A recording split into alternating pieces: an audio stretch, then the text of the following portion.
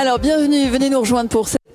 Welcome. Thank you for joining us for this afternoon session. You're numerous online because I can see that we have resumed a live tweet as well on this conference on weather forecast and climate. So, and also to address the questions related, you can use the hashtag word as you did this morning. So we are going now to address the pathways to carbon neutral objectives. So I have a panel of experts together with me. So two energy experts, Carine de BOISSEZON, who is head of the impact of the group EDF. I have also someone ENGIE representative with Laure, who is Director of Corporate Social Responsibility, and we are going to talk about the massive development of renewable energies and also the acceptability issues related to the planning of the development, and for specific issues, the greening of the gas, the major refurbishment plan, the Grand Carénage for the nuclear power plants in France. So these are major topics. You're going to tell us more about the challenges ahead of us. And on my side, you have Gilles, who is DESROCHES, Senior Vice President, Citizenship and Institutional Affairs at Schneider. You are going to focus on the importance of competencies to reach that carbon objective and digitization to use those energy transition levers. Isolde, DEVALIE, you are here for representing the ADEME and reminding us that no one should be left aside when it comes to this energy transition, not deepening the poverty or increasing poverty regarding this topic. And also you're going to tell us more on how we can meet up the poverty relief objectives and also the global issues. So talking about greening of the gas, everything is leading us to this topic, the sovereignty, gas sovereignty in Europe, the war in Ukraine. So there is this curve which has to join these objectives of carbon neutrality as transitory pathways. And what is the role of renewable energies as well? So, well, good afternoon, everyone. Indeed, as regards the context of the Ukrainian war, has highlighted that the stakes having to do with the energy transitions are not only about climate change, but also the competitiveness of the industry or the costs for consumers. But there is also this concept of energy sovereignty. So at ENGIE, we say that this transition towards carbon neutrality, in order for it to be reliable and affordable, should be composed of a balanced mix with electricity, heating and gas, greened with three pillars: the energy efficiencies, which help us reducing consumption, reducing CO2 emissions, and also which is going to help us having a more affordable energy with invoices which will be cheaper for consumers, renewable energies, the use of renewable energies, and also gas, because we are convinced that the gas has a role to play when it comes to the energy transition, because it can be stored, transported, and also this can be an energy complementing the renewable energies which have an intermittent production. So on this basis, the group developed a climate-based strategy, a transition-based strategy, which is also showing the commitment towards net zero by 2045 for the global, for the footprint of the group, and also with well below 2 degrees, with specific objectives identified for 2030 having to do with the energy production and also the gas, greening of the gas, which are at the heart of the pillars of our group. In order to reach that objectives, we have also 3 levers, one which has not been mentioned but which is really present at ENGIE, which is getting out of the coal. Well, maybe it was because it was so obvious, says Carine. Well, it may be obvious, and nevertheless it's better to mention it, because at ENGIE We are a gas operating group, and we have removed 80% of our capacities of our group. So, and we have a 2.9% of gigawatts in terms of the production. So, and the levers regarding transition, we have the development in renewable energy. So this is a strong commitment made in terms of investment of our group. We have renewable capacities, 8 in France, and we have the objective of reaching 50 gigawatts for 2035 in order for our capacity, installed capacity, to reach 58% of our energy production at the group level. So we are, to reach that objective, we have the commissioning of 4 gigawatts per year, and then 6 in order to increase progressively by 2030. So you mean renewable energy, solar, offshore turbines, and wind farming. So, but any other renewable energies? No, the ones we just mentioned, the hydraulic sector, which is the very first of the renewable energies.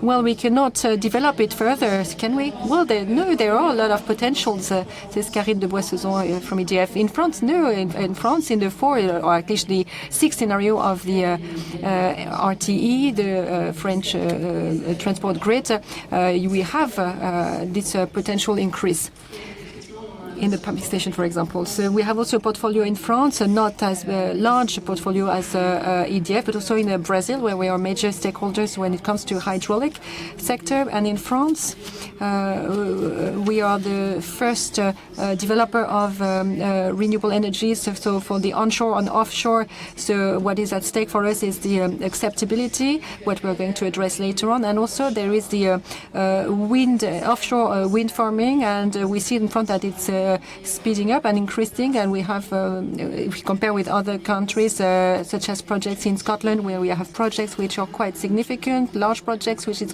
aims at producing 80% of the electricity consumed by the Scottish people. We realize what the big step that France needs to do in that direction. So, and I mentioned as well that the renewable energy is and a transition energy which is important for us, and which is complementing in an essential way the development of renewable energy, because in France we have biomethane, which has a very specific ambition on the agricultural waste. We are very much present in that field in France. It's improving and being developed very in a fast manner. And within the context of the Ukrainian war, this will be used as a catalyst in order to boost it even more. And the objective of 10% of biogas in France by 2030 could be doubled if we have the support from the public authorities to help us doing so. So we reached that objective of 10% of market share on biomethane in France, and we are going to develop in the United States, United Kingdom, and Brazil. So it's not just about France, it's also a matter related to a topic related to sovereignty, because we talked about energy poverty and fuel poverty, but biomethane, when you have 1 terawatt hour created, you have 1,000 jobs. It's also additional revenue for the agriculturists, for the farmers. So it has a lot of positive impacts as well. As regard hydrogen, I don't want to dwell too much upon this matter, but it's a missing part of this chain. And as regard decarbonizing heavy industry, aircraft industry, maritime industry as well, there's a lot to do. It's highly polluting, and hydrogen could be a solution to mitigate this. And we have a production capacity of 4 gigawatts by 2030, and objectives as well in terms of a number of stations, in terms of transport grids network, and also in terms of hydrogen storage facilities. We are currently developing at Étré, a project of storing hydrogen. So this would be getting out of the coal sector and reaching objectives by 2030. So this is the short term. And as we got carbon neutrality for 2045, it will be about greening the gas, because this is at that level that we can do even more. So you talked about the showstoppers, making this acceptable, and all the stakes that will help you get closer to your objective. Thank Thank you, Carine. Carine de BOISSEZON, during your General Assembly, which took place not so long ago, you presented the very first climate resolution of the group, and you also announced that the Sustainable Development Direction, it will now be the division impact, because I do not think that I'm the one who is responsible for the whole EDF impact. So, well, it's about 20 years of the head of sustainable development, and I would like to pay tribute to my predecessor, who has been at this position for 16 years, Laure. Most of you know her, probably, but I think that in companies, in businesses, during the COP26 in Glasgow, we realized that we are all very much committed, and yet emissions keep on rising. So what we felt was interesting was to be humble, and to be really humble, and telling ourselves that it's all good. We talk about the fact that we are leaders, we are the best, we are number one, and yet we all have negative impact, and all human activities has a negative impact. Of course, we also have levers and positive actions in store, but we thought we should think in terms of impact in order to be able to better assess those impacts, to reduce our negative impacts and optimize our positive impact. So this was the idea of changing the name. It's about being humble. It wasn't the main topic of the General Assembly, but we decided to draft this climate resolution. ENGIE did it shortly before us. And it's important for us because, coming back to what I said as related to the fact that we are all committed and yet things are not happening quickly or not quickly enough, it's because we need to have discussions with the different stakeholders on hurdles, on constraints that we are faced with, and because it's not as easy as it may seem to decarbonate the lost megawatt hours. We do have the technologies available. We know these technologies, obviously, but there are gambles to be made and wages to be made in order to reach the new carbon neutrality by 2015, and also the narrative regarding sobriety. And it implies having everything put on the table. And the transition plan that we presented to our shareholders is also about this, having an educational approach. It's not just about Excel spreadsheets saying there is no more coal, no more gas, and everything will be fine in 2050. But in a resilient electric system, this does not work. And that's what Céline said this morning. New carbon neutrality has to be resilient to any type of crisis. And what we see today, what we experience today, shows that we are not resilient to any type of crisis. And this is what is important to me when it comes to the maturity that we have to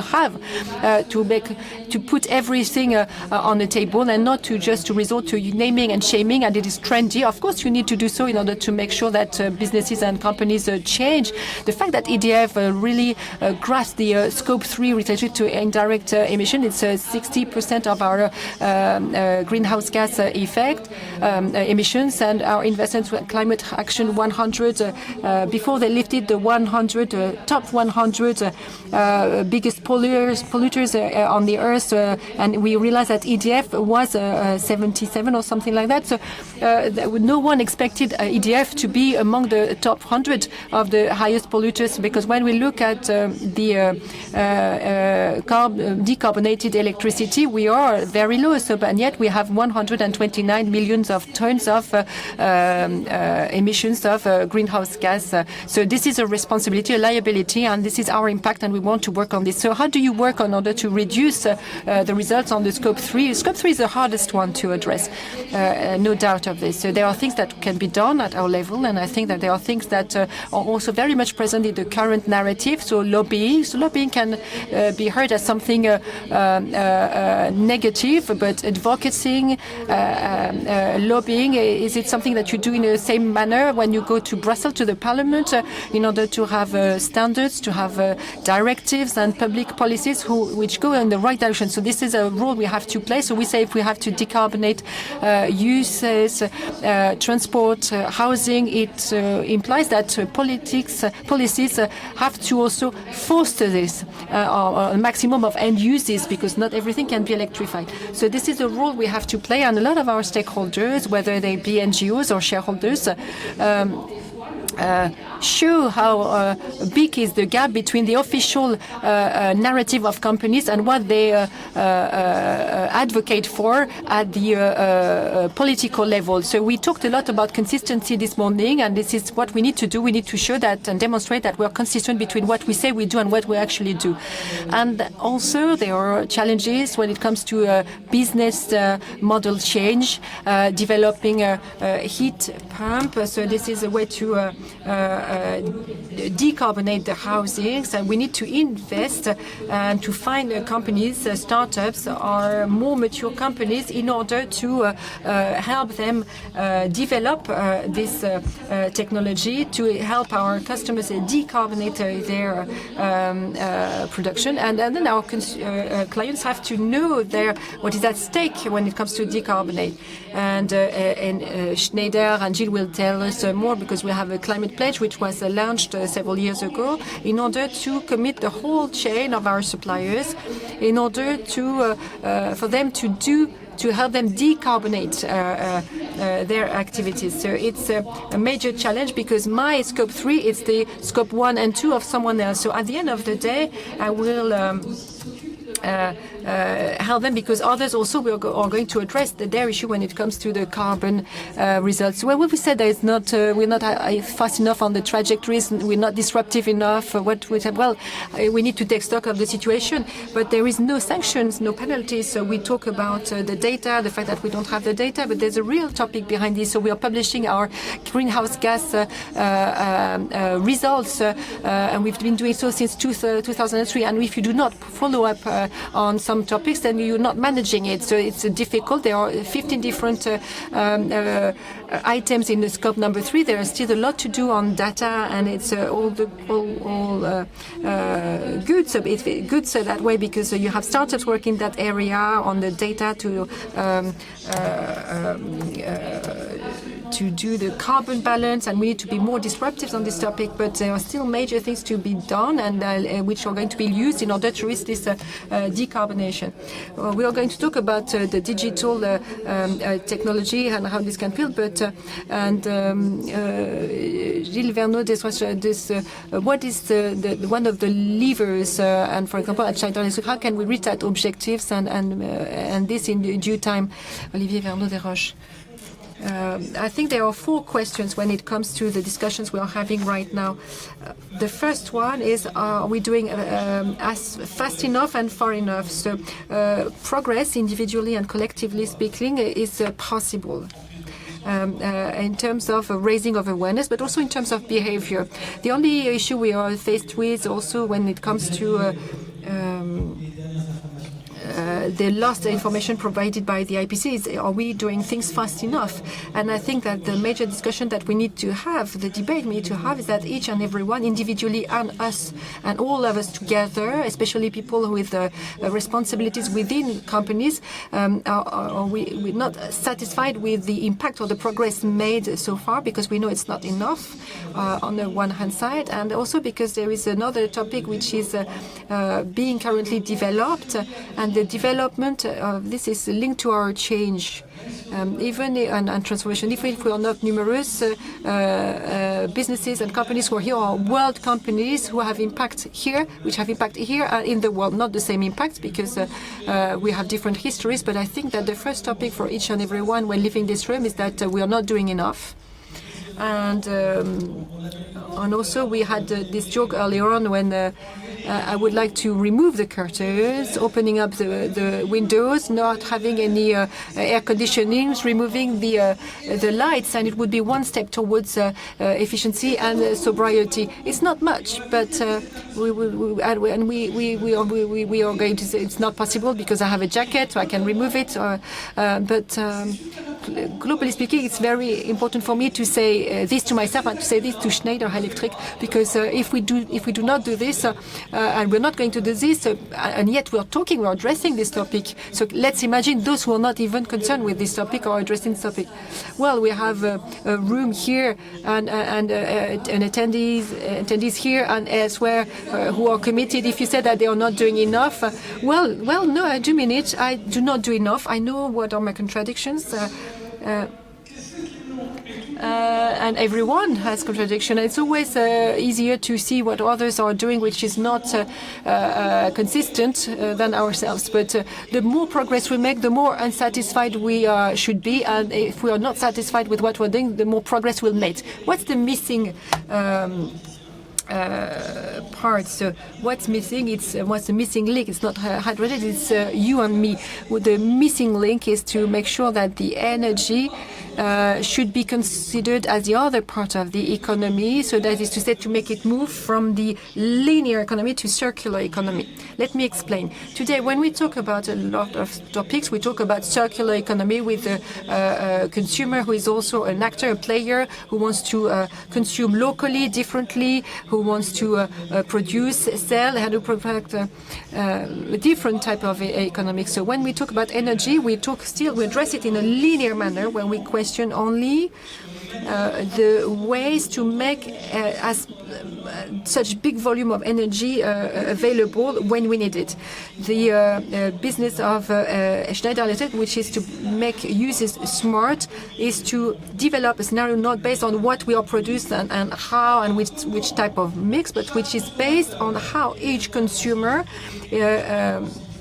energy intensive, collectively, individually, how each consumer, thanks to smart tools of digital management of its consumption, consume better, that is to say less, and also contribute to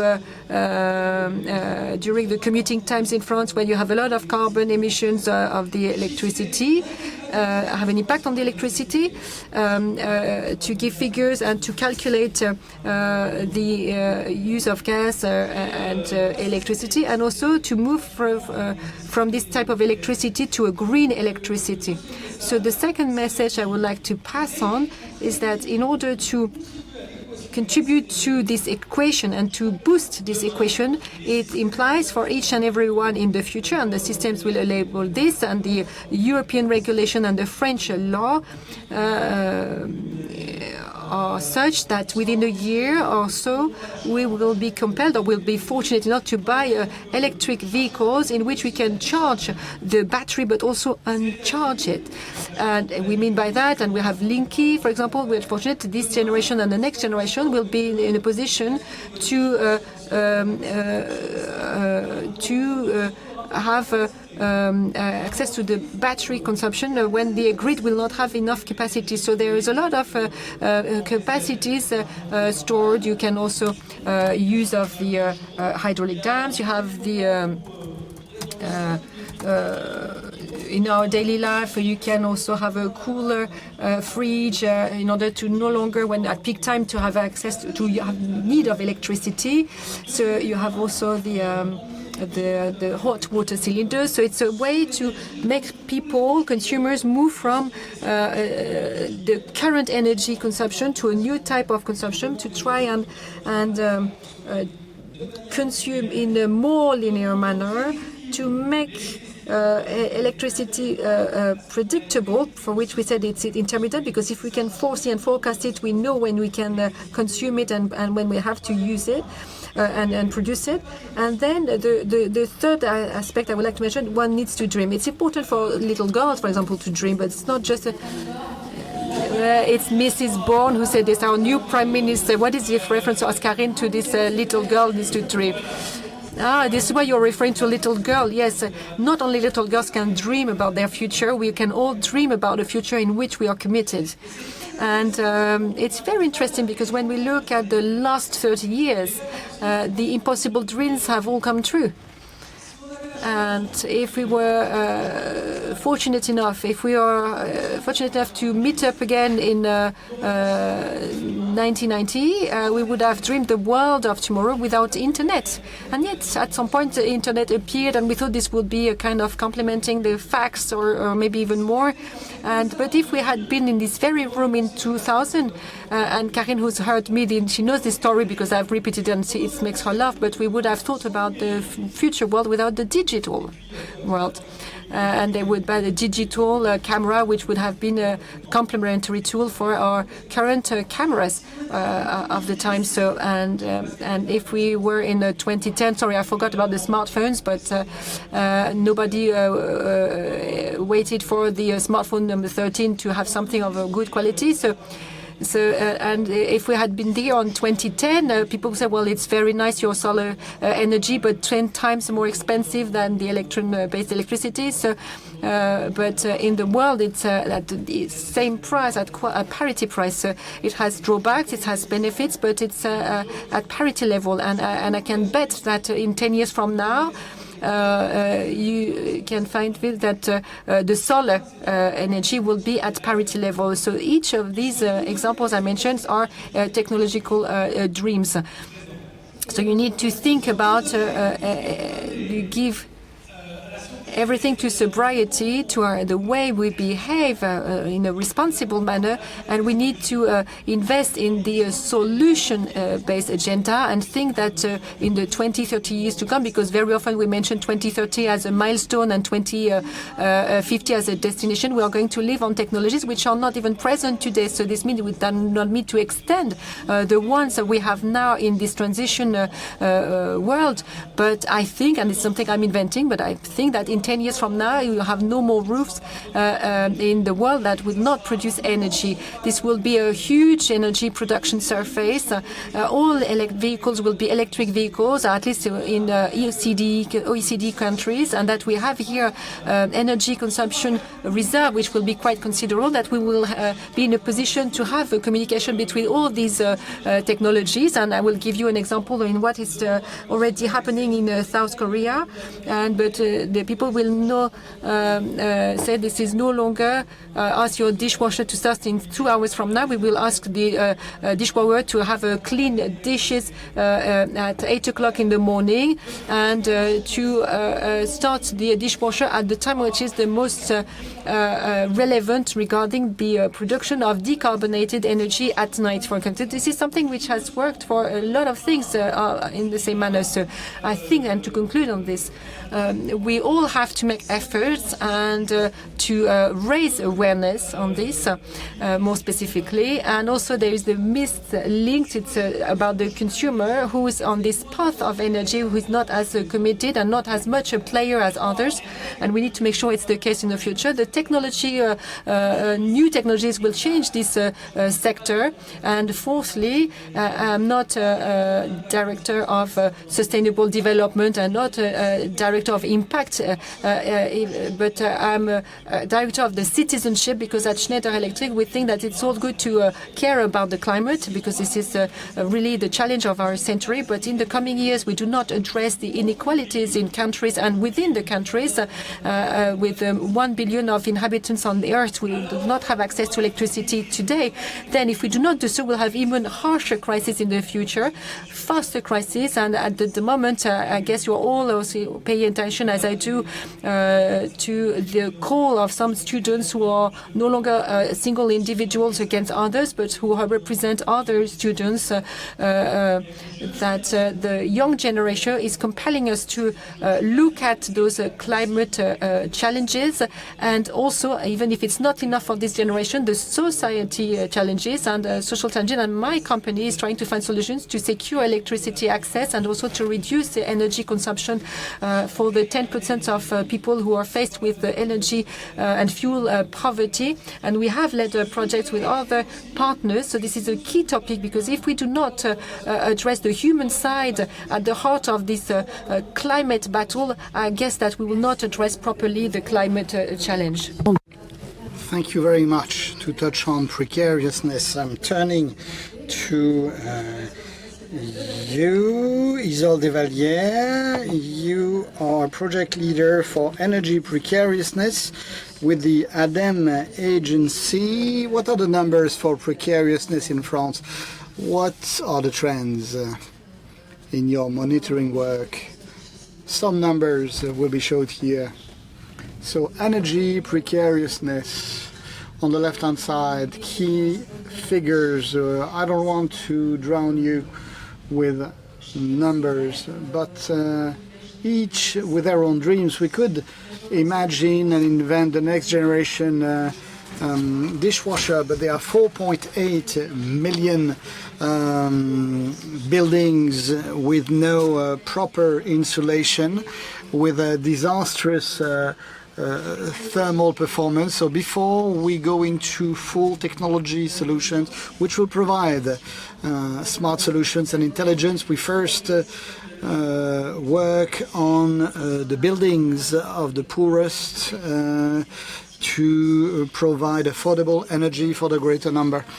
Because what impacts households the most, we do not have a 10%. According to France's National Housing Survey, the latest survey dates back to 2013, but 20% of households are in a situation of energy precariousness now, meaning that they find it difficult to have proper heating, or who find it difficult to pay their energy bills. And connected to this, you have healthcare issues, because this has impacts on their health conditions, on safety in their homes, on the socializing, because when there's no heating in your home, you don't invite people over. So 20% of people, one out of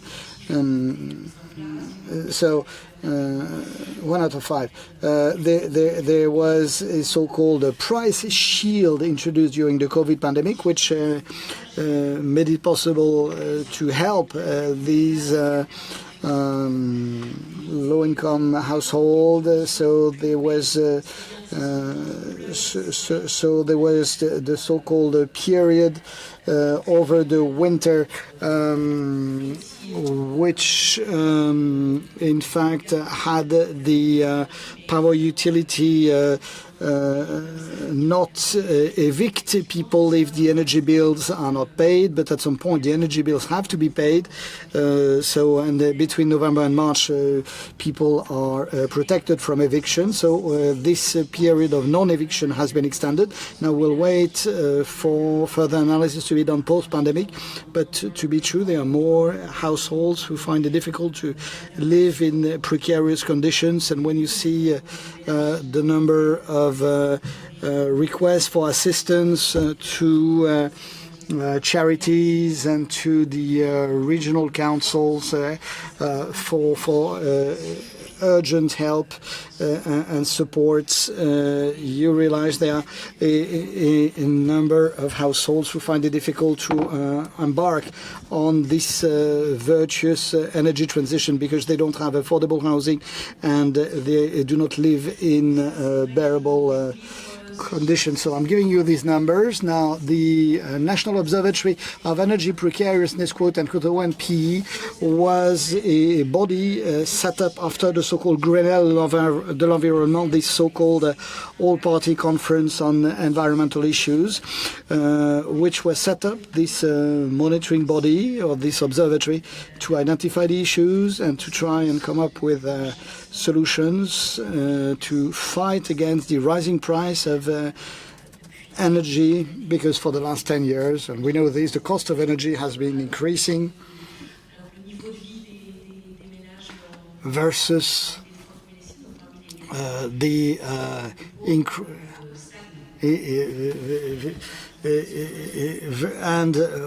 while the living standards of the lowest income categories of the population has stagnated. You've had a survey of households, and what, according to you, will be the terms and conditions for a fair and equitable energy transition for these disenfranchised categories of the population? Does it involve insulation of homes and buildings? You mentioned a so-called longitudinal surveys. We've monitored 30 households in a situation of energy precariousness over a one-year period, and we visited them and interviewed them every quarter to see and monitor how the situation changed over time. So we are processing the results as I speak. What sociologists have been telling us with this survey and all this analysis work is, before you insulate their homes, you need first help them pay back their debts, because they are in situations of indebtedness, and you don't want to lead these low-income households into situations of investing and into insulation and home improvements, but they find it difficult to get heating, and they have unpaid energy bills. So the first thing they tell us, these sociologists, is that we address the economic and financial situation of these households. Until this situation of indebtedness is solved, you can't improve their homes with respect to insulation. Number two, the second factor is to restore the trust and confidence with these disenfranchised fringes of the populations, which have been solicited and over-solicited of supposedly attractive deals and bargains and offerings, which proved to be negative for them. So it's about providing support and assistance to these people, which comes with a cost and efforts. But until this disenfranchised part of the French population is supported and helped and advised, then there's a real risk of sidelining them as part of this momentum. So there are a number of mechanisms in place. We work on the notion of self-renovation of their homes and homes improvements involving households in improving their homes, helping them to regain self-esteem.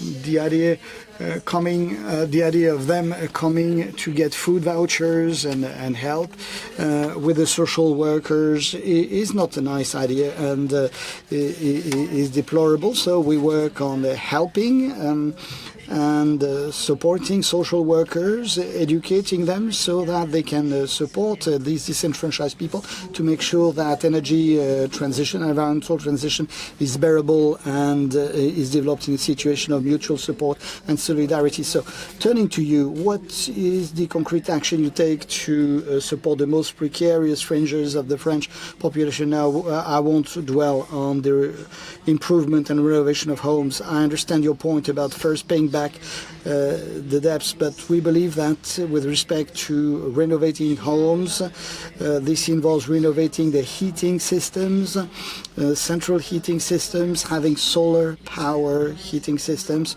having people to be active participants in the transition process, and in a subsequent step, this will lower their costs. Now, with respect to the medium and long-term transition, there are a number of things. 70% of our clients have fixed rates, and which means that their energy bills will not be increasing over the short term.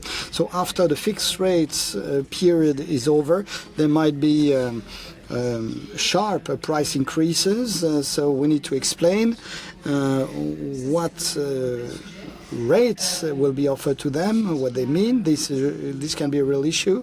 Then there are solutions of support and assistance to stagger payments over several installments over 1 or 2 years. Then we have a network of charities and community organizations who support people. The idea being to come up with personalized support and assistance relations, and EDF will very probably speak about their help and support programs, but the idea is to optimize the support and have the household settle their debt, which was a win-win solution for the utility, that is us, as energy provider, and for the household, having the household reducing consumption and settling their debt. In broader terms, this fair and inclusive transition, a notion of fair and inclusive transition, has emerged recently in the energy transition aspects and on the scene. But basically, energy transition will lead to an increase in prices. This is the reality of the day, and we are experiencing it today. And the funders have taken up this concept. In the past, it was not good to speak about having households pay back their debt, that we should come back to cutting the power supply. Basically, our own employees support the initiatives during the pandemic with the human empathy being reintroduced so that the energy power supply should not be cut anymore. We are an important player in the electric power market, and we have 230 so-called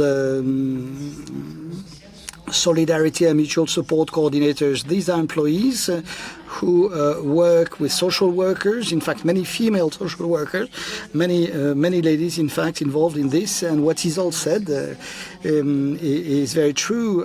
We need to understand for these coordinators and employees what the actual situations of these families, of these households are in situations of energy precariousness now, knowing that social workers have found it difficult to manage the dire situations of disenfranchised families, and you have new categories of the population falling into poverty and falling into into impoverishment, with students or unemployed during the pandemic finding themselves impoverished. So basically everybody needs to be aware that this requires funding, that this requires time and effort, lots of dedication, lots of commitment by everyone to provide assistance and support without attaching stigmas.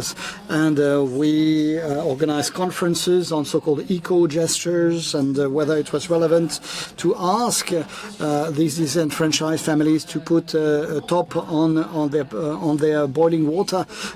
So coming up with the right words, with the right messages. So we are technical experts, but we should improve our messaging or communication with the various target groups. Now, speaking about so-called sobriety,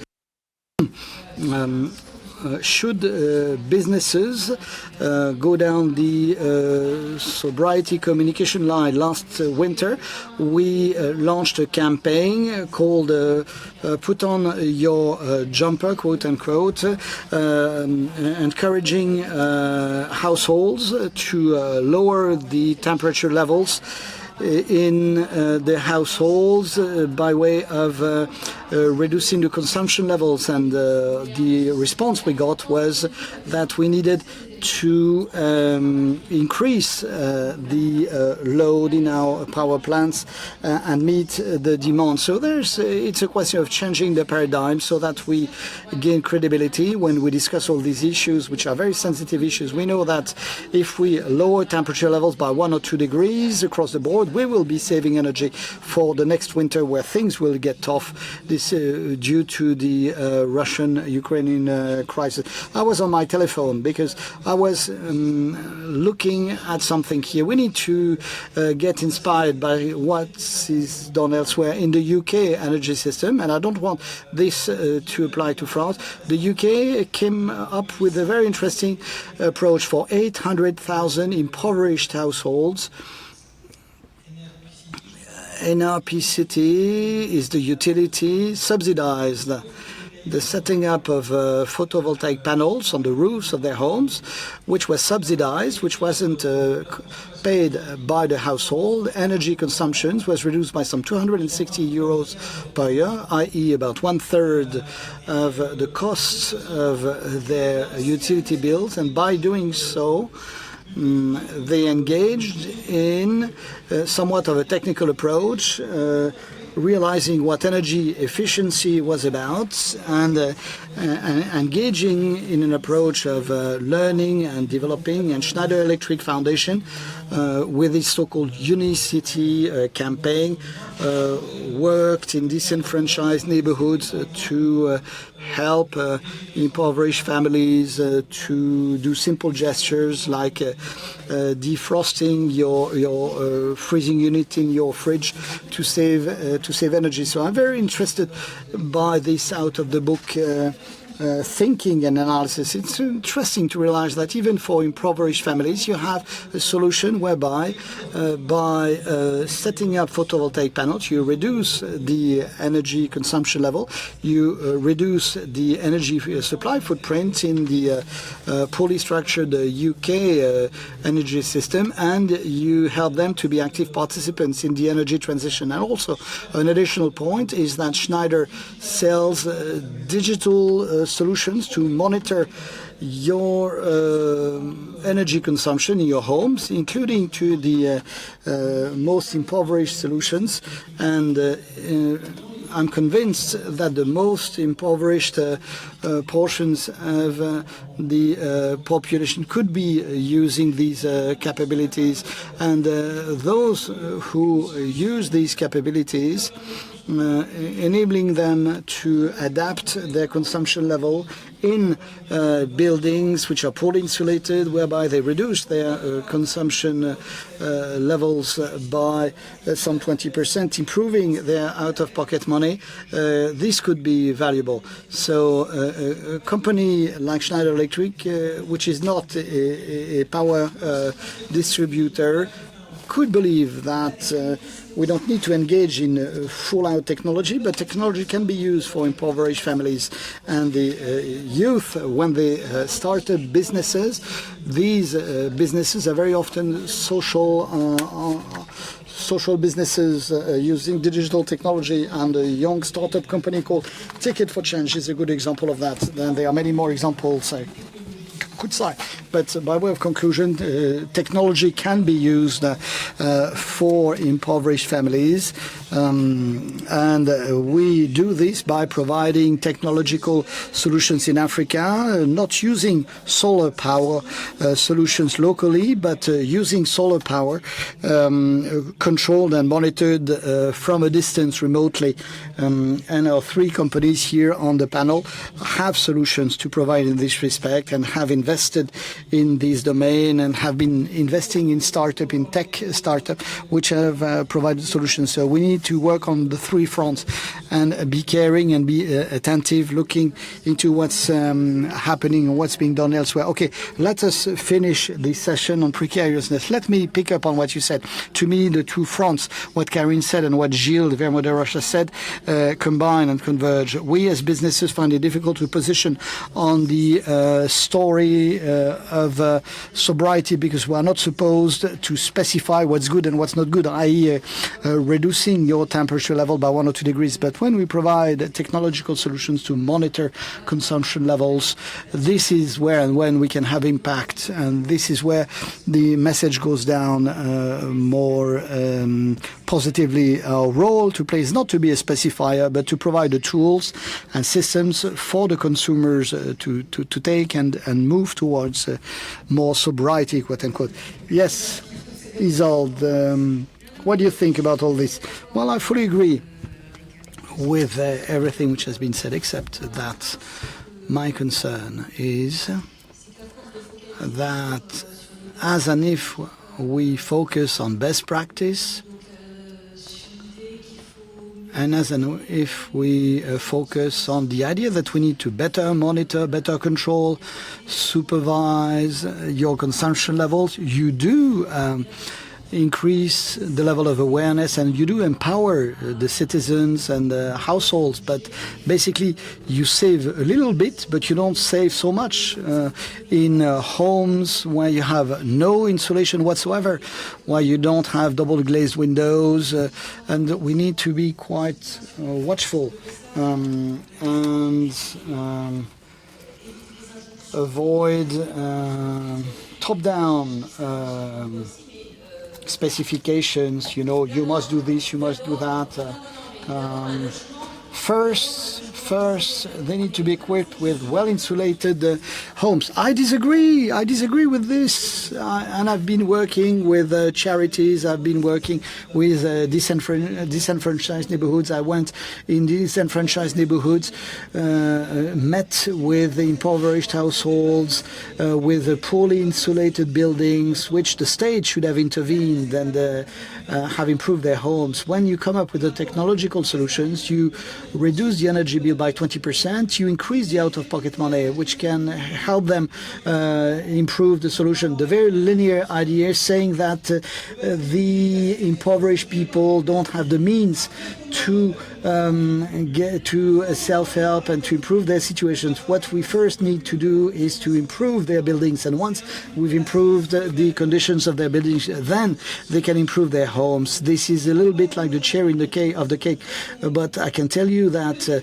when you don't have the means to improve all the homes of all impoverished families in France, it's not the cherry on the cake, but you need to start with what you can, i.e. you reduce their energy bills by technological solutions which give them the means to improve their homes, and you need to reverse the thinking process. And technology might not be the cherry in the cake, but one building block, one driver to help things move forward.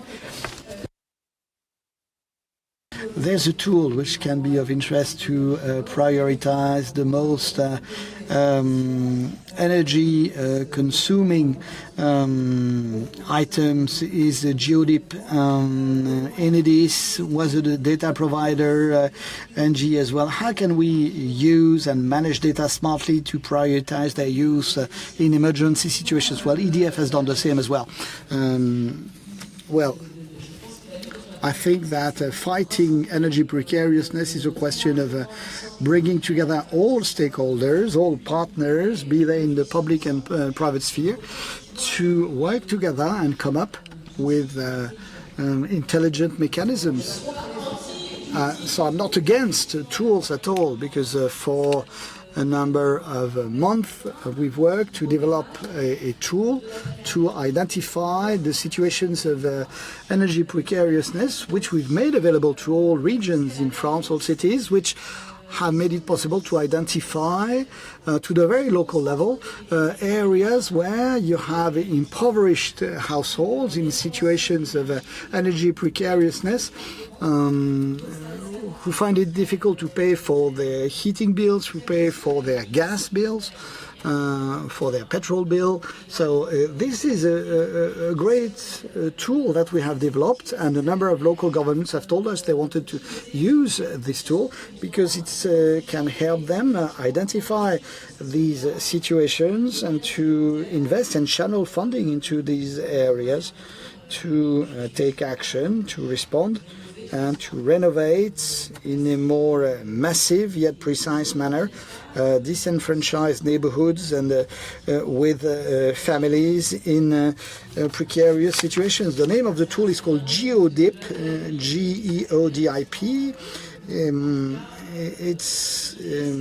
It's a good tool of public interest to identify situations of energy precariousness in order to channel public response to fight energy precariousness. It's a good example where digital technology and data intelligence can be used in the service of energy transition to fight energy precariousness. Anything else to be said on this?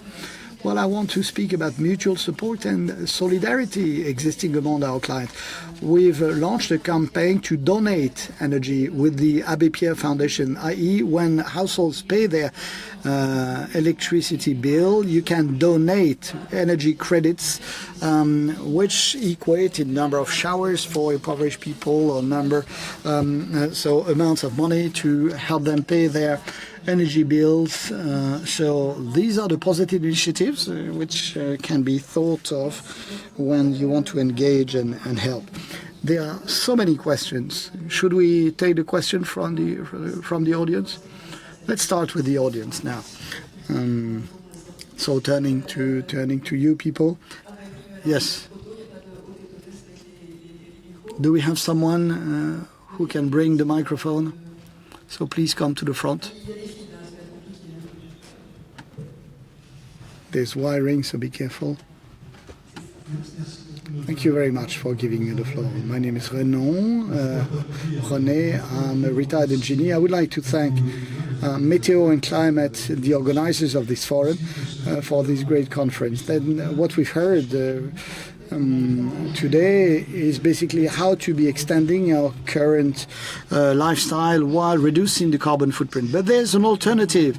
There's something else we could do, which will be to radically change our lifestyle, to radically reduce our carbon footprint. So it's a question of balance and balancing act between the two extremes. When we spoke about the farming model, the name of Solagro, SOLAGRO, has not been mentioned. So if you want to hear about alternative projects and initiatives, you can type the words Solagro, SOLAGRO, quote unquote. And there are other international issues. 26,000 terawatt per hour are generated every year, 10,000 of whom is produced using coal. And I wonder what the European taxonomy will bring when Germany will not be promoting nuclear. So fossil gas may not be part of the European taxonomy, which will not be so good. Even Reclaim Finance, Lucy Pinson's organization, has been advocating for the fossil gas to be taken out of the European taxonomy. This would be a big mistake, and I'll tell you why. Out of the 26,000 terawatt per hour, there's 10,000 terawatt per hour of coal. If you replace this 10,000 terawatt per hour from coal to gas, you save 1 gigaton of coal. If you have a 15-year period for your installation, you've saved 15 gigatons. So I just wanted to raise the attention of everyone, including ENGIE here, who is on the panel. So fossil gas, I heard about biogas. Fine, biogas is great, but every percentage points of generation of fossil gas you can save 15 gigaton by replacing a few 1,000 terawatt per hour of coal by the same 1,000 terawatt per hour of fossil gas. This is why we want to keep fossil gas in the taxonomy. Yes, I wanted to speak about energy precariousness. You spoke a lot about consumption and consumption methods. When you have a poor ventilation or poor window joints and ceiling, you have problems. If you're under the sun, poorly insulated, no shutters, except if you have an air conditioning system, you die with the heat. So insulation, in most cases, is the thing to do first. You know, you can't combat all energy precariousness issues with just technology. Yes, you're right. There's comfort during the summer and during the hot period, which is part of this energy precariousness issue. I'm a energy precarious engineer. I've supported some 100 households into energy transition jointly with social workers. Now, you spoke about the energy systems to go towards carbon neutrality. Carbon neutrality is about carbon emissions. Well, we haven't spoken so much about the carbon emitters, those rich, wealthy families who have second homes.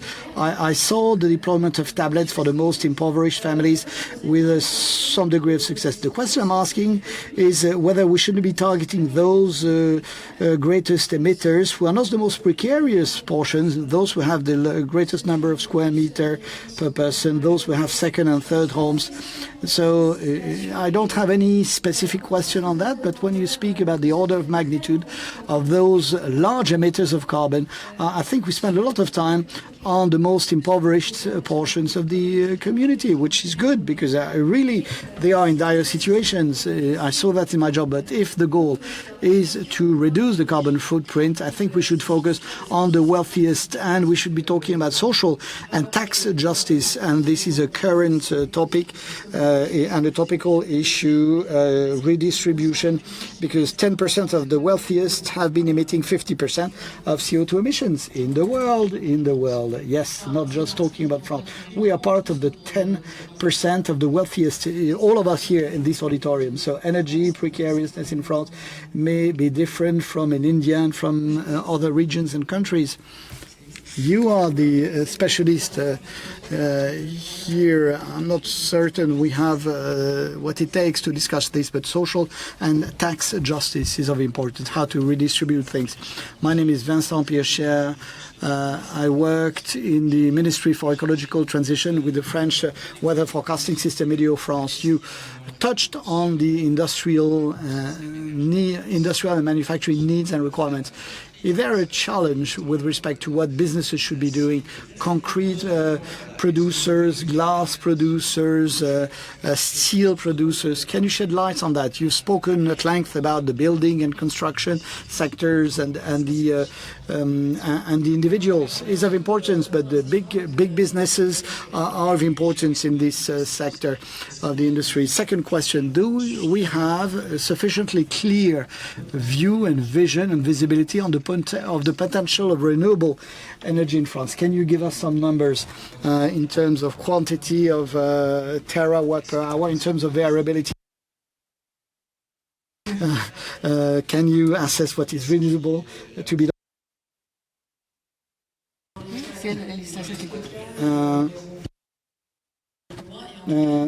So, and there's the notion of acceptance. Until when can we push the limits with renewable energies with respect to steel? And it is true that we're talking about individuals, but when it comes to carbon emissions, they are mainly produced by people providing solutions, used by people rather than by their own solutions. So I was just looking at a piece of news when ArcelorMittal announced that with the support of the state that they're going to reduce by 35% their carbon emissions in 2030. So it's not so long from now, not in a long time. So it means that the cement production and Vicat has done impressive things when it comes to carbon reduction of ton of carbons produced by Vicat, and here you have something regarding steel production. So it's true, you're right. The solution agenda of solutions, and Carine mentioned an approach that you can look up on the internet, the French Business Climate Pledge, which is supported by all the major large networks of businesses in France. Not only the largest ones, more than 350 companies have signed up this agreement. Businesses like us, but also those having to address the Scope 3 and need to support their customers and clients to sign that pledge. And this is what we did at EDF and Schneider. So it's about how, first of all, you say you reduce your carbon emissions, and how you innovate and put money on R&D for low carbon solutions. It's not a miracle, but it's also answering your questions. Each of the companies representing the major sectors of the French industry have to explain through this pledge. They work on innovation. It's not an end in itself, but nevertheless, we need to be responsible to do even better in the future. As regards the first comment done by Mr. over there, it was interesting because you said in the first instance that the major work that we are doing and performing is that, if possible, not to change our lifestyles and to expand it just by being more and being more efficient. If I understood well, we need a bigger leap to do things in different manner. And then you suggest gas, and I'm not saying this against ENGIE, who are doing a lot on this and on renewable energy. So you're telling us that gas is available. We should replace coal production by gas production, which is accessible today. Let me tell you, sir, that looking at all it requires in terms of investment in the world, we need to keep this investment to move directly from an electric production and not doing twice today and in 10 years from now. So it's about also the intermediate timeline. We need a fast track transition or a short track, slow track transition, and to move directly to the next transition or not, because it's very important, because in France we have I think only one coal plant operating, which has been called upon at the moment, but which in the long run is not an actual topic, but it's a topic in the world at the global level. There are coal plants being built still today. So, but when we think about the future world, we think not about the transitional world, but about the next transformation and evolution. And when it comes to electricity, we should move even faster to electrical rational rather than a rational based based on the use of gas. You mentioned gas when it comes to electricity, but it's all good, but we don't have to have everything in one single basket, and especially for the most the poorest countries. Well, talking about the shutting down of coal plants, I think there is not one single solution when it comes to coal, and especially when we talk about fair transition solution. At ENGIE, we've set ourselves a merit order, a list of a sequence for shutting down the coal plants, and if it's not possible to convert them, then and to the last extent we are going to sell them. So if we not close or convert them, and then we will sell them. So this is leading to discussions with our investors or NGOs, because no one agrees on this topic. Some of them tell us it's unacceptable to sell the coal plant because it means it's going to keep on emitting gas. And but in terms of a fair transition approach, we sent the central plant in Brazil. That was a plant which represented numerous jobs, 15,000 jobs, and people depended in the mining sector and in the plant itself from this plant. So the territory needed also, local authority needed this the production of electricity for the local inhabitants. So we worked together with the local stakeholders to identify the best solution, and the best solution was to sell this plant. This was the best solution for ENGIE. And then we have other cases in Chile, for example, where we decided to leave the coal industry with a massive investment on renewables. And this is what Gilles said, with biogas, biomass. So there's not just one single solution when it comes to coal. It depends on the local stakes, the local stakeholders involved as well. 1,000 terawatt-hour or over 10,000, says sir.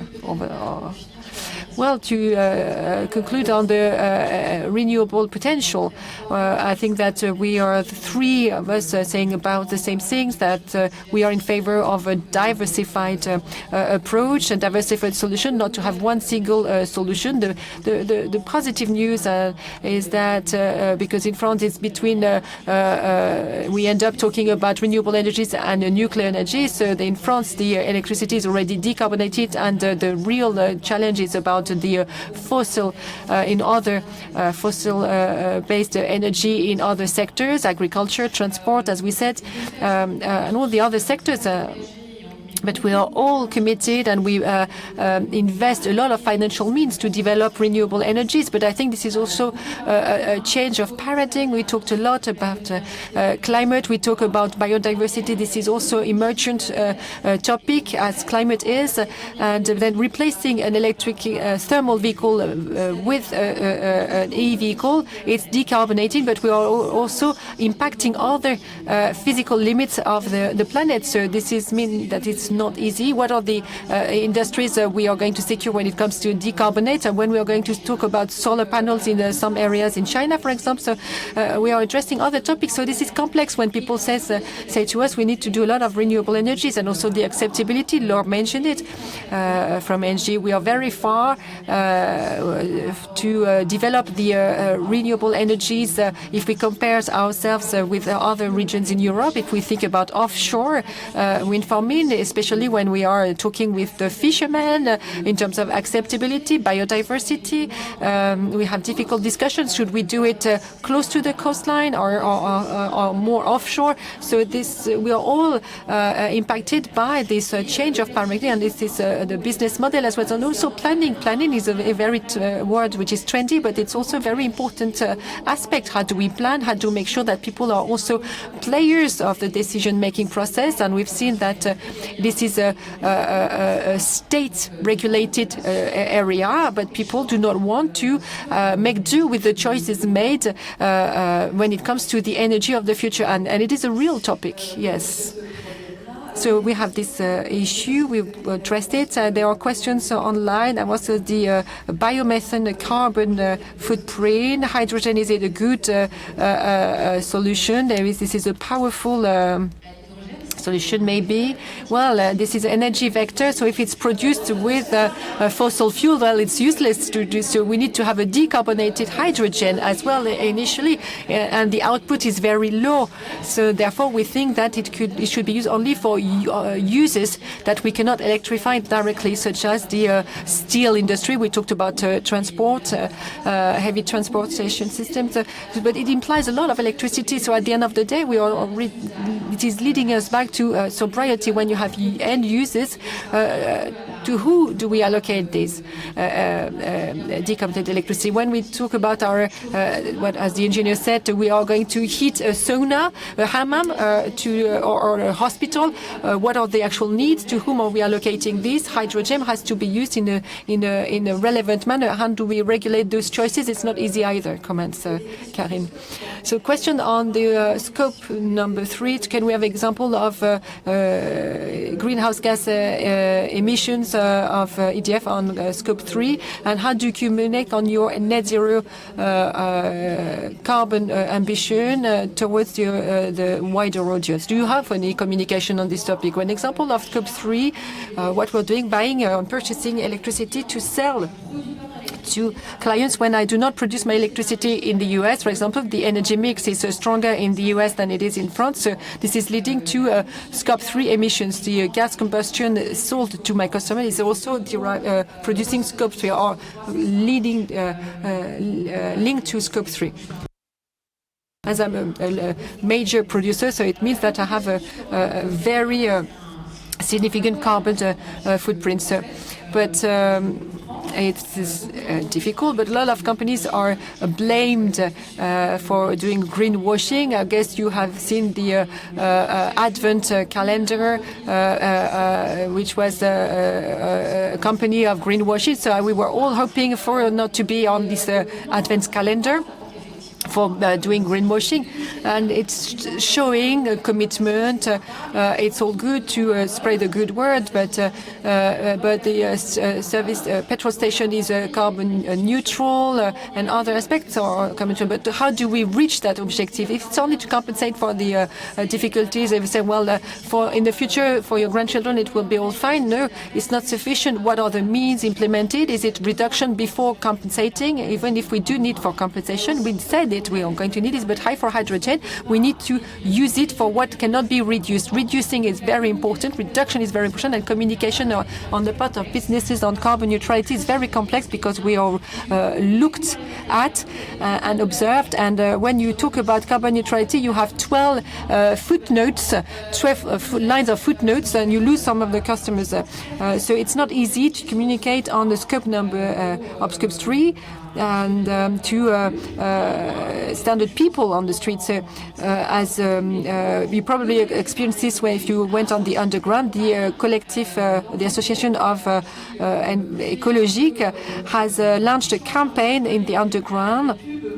And they changed they adapt ad, and they said they have like, are we having a burger tonight? It is barred, and he says, well, look at the IPCC report. So communication on this topic can be done not only via the businesses' campaigns. Mr. Yes, the floor is yours. Can we know what is the scope 3 exactly? So these are emissions induced by the selling of our products. Scope 1 and Scope 2 can be put together in a way. It's the emissions that a company is doing directly on its plants inside the energy the company is consuming. And Scope number 3 is the emissions of the suppliers of the company. When the Schneider Electric is buying raw material, for example, our purchases, it's about the logistic of our purchases, of our procurement.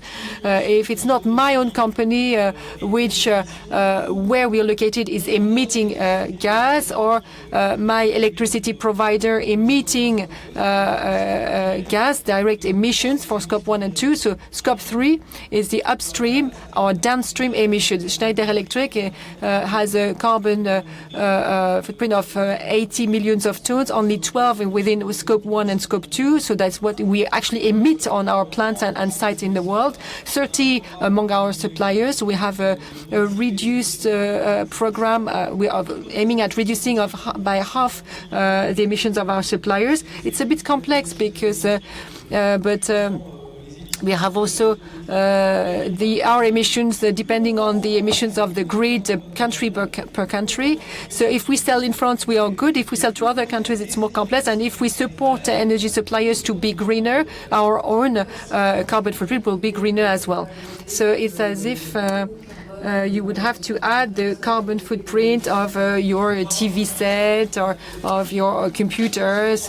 In France, if you want to draw a parallel between carbon emissions of a French inhabitant, a French citizen, and the imported emissions, that's to say a French citizen has its own emissions from what he's buying in France, but also the ones that he's responsible for because it was produced and manufactured elsewhere outside of France. So, and this is also why we say it's better to buy locally.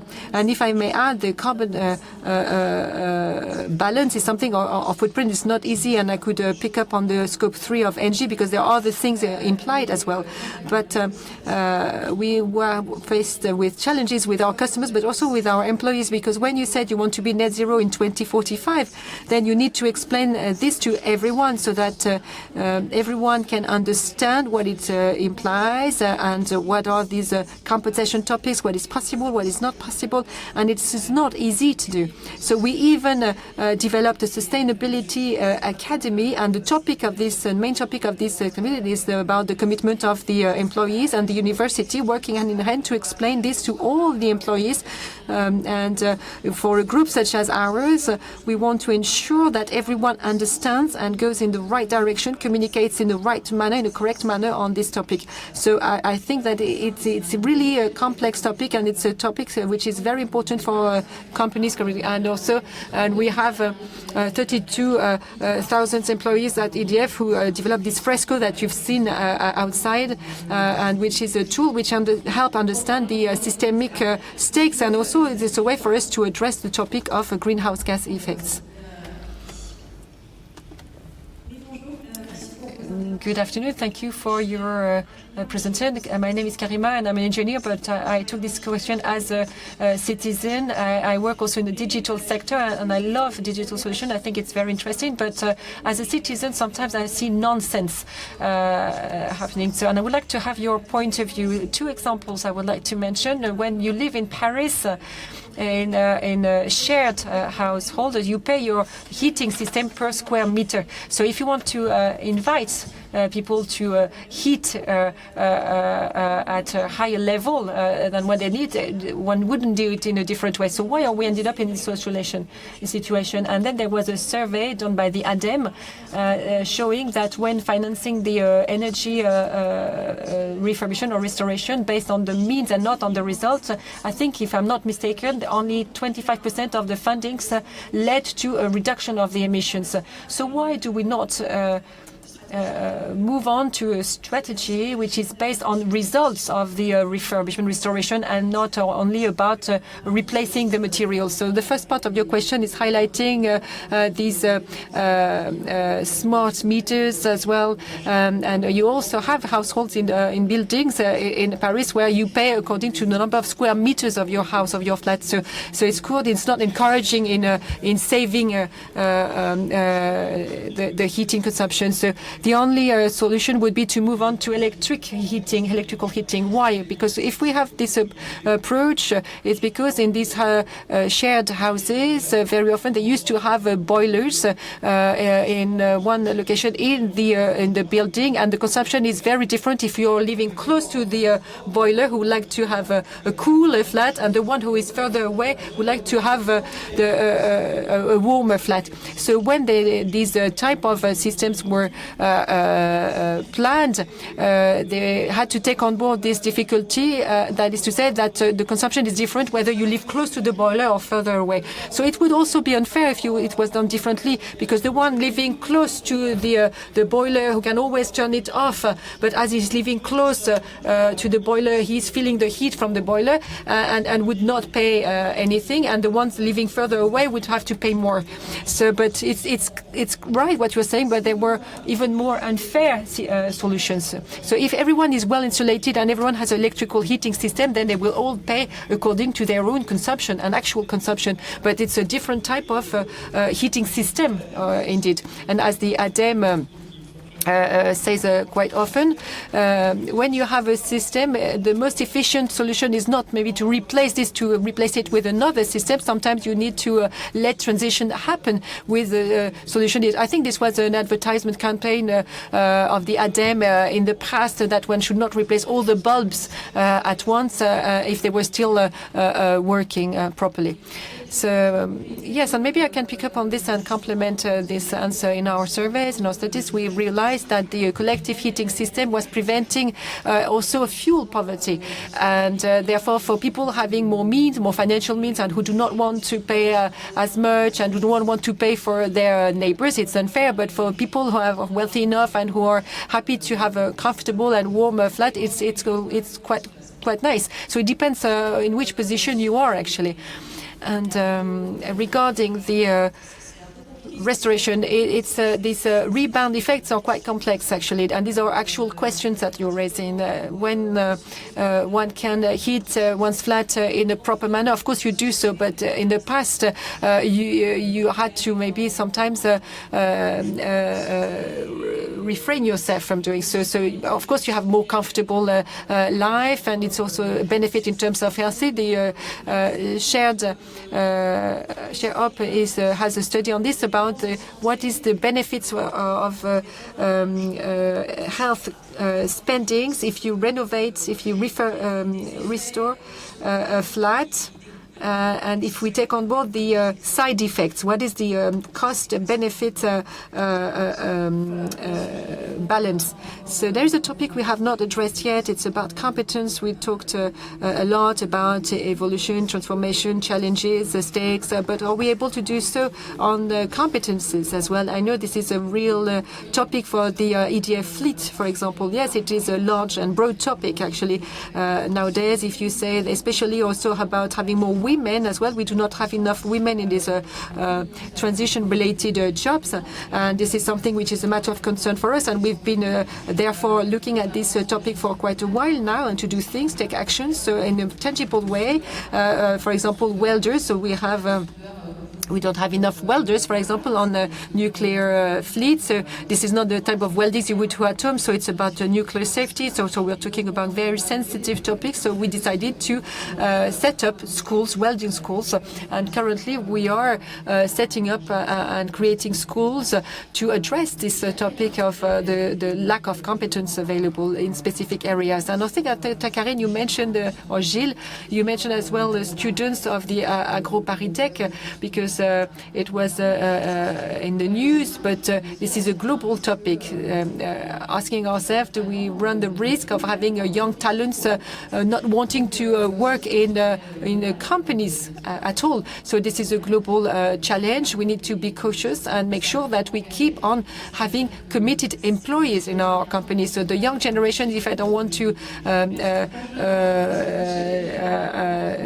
say something which would be like a cliche, because we have our older generations also challenging us on the energy transition in our companies, but this is more the elite, I would say, engineers or people from with a highly graduated curriculum. So they may feel that we're not acting quickly enough, and therefore they prefer not working in the system and to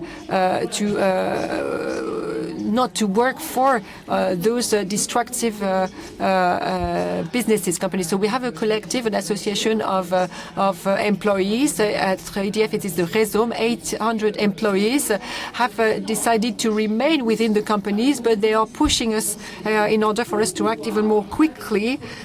So they are not fighting against us, so to say, but they are trying to push us to do things in a more powerful manner. So they are young generation, and some of them are still studying, but we need to keep on being vigilant and to invest in competencies and talents. We've seen that dreaming is also leading us to dream about jobs that we would not even imagine today, and that will exist in the future. So what is the right path to raise that challenge of competence in the field of the electricity sector. We need to be cautious because we very often hear people say that when people goes to the university or enters the school, that he will be working in a job that he will not have been educated on because it will be a job that does not exist yet. But in our companies, we need to have the innovation solution in order to be able to put in place those transitions and the commitments that we need to support when it comes to climate. And also there is the we need to work very quickly on the technology, on competence for those who do not need to have an A-level or pre-graduate level to work in this sector. So in France, we are going to experience the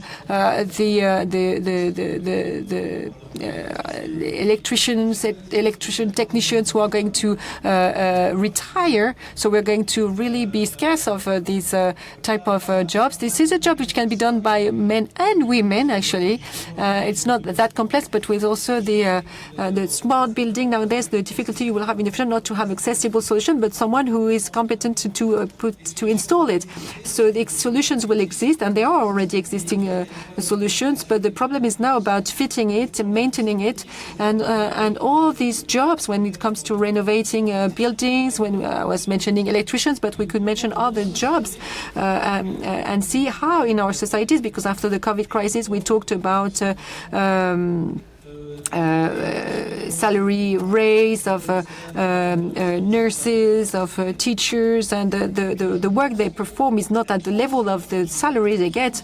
So, and I think that the energy transition that we're going to bring about is going to lead to the same type of crisis for all these jobs related to transition, to transports, are not paid enough, not appealing, not attractive enough, and all these generation who did not go beyond or did not go to the university. And in France, we have 70,000 young people leaving the schools without the diploma they prepared at the beginning of the year. So 10% of each year of each students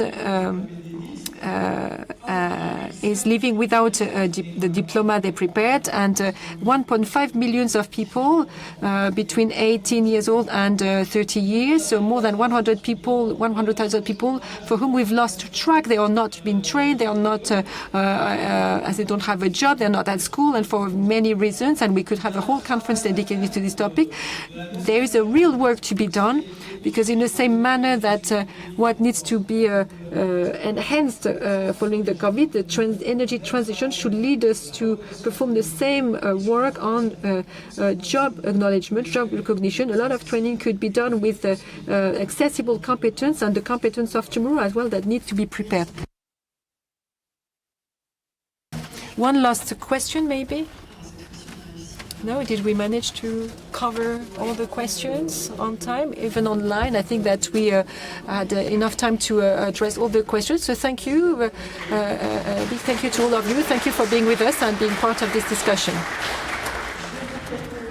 I now suggest to have a 15-minute break, and then we are going to resume in order to talk about management and implementation of transformation, and we will have Sophie Dubuisson in 15 minutes, who's going to do her keynote speech in 15 minutes from now.